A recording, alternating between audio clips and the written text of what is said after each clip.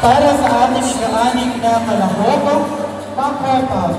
Ang kasuotang ito ay humamon ng inspirasyon mula sa Makopa o Rose Apple, isang prutas mula sa tipong Silangang Asya na tumatagisag ng kasariwaan at kalusugan.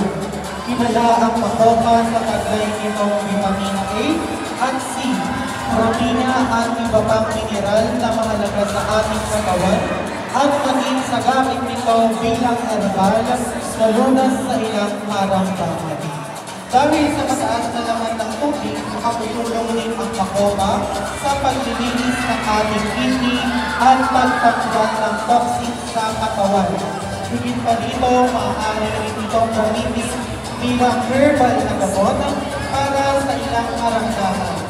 Ang kanyang hugis kampana ay masisilayan sa kaliit na taloy ng disenyo ng damit habang ang nakasamit o ang pagsasanib ng kulay rosas, pula at puti ay naglalarawan ng sigla, kagandahan at kalinisan.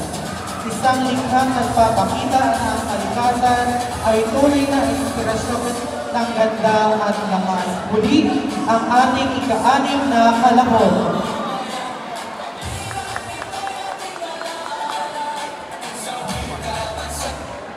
Kung mag-abri ang mga mataha, agaha iyong manata.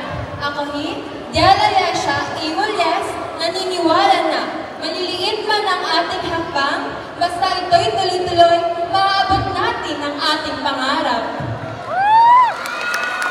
Nakatupay sa ating lahat. Ako si John Rogelio Harden at naniniwalang maaari kang kabahan. Ngunit dapat mo itong harapin anuman ang iyong alinlangan. Mabuhay!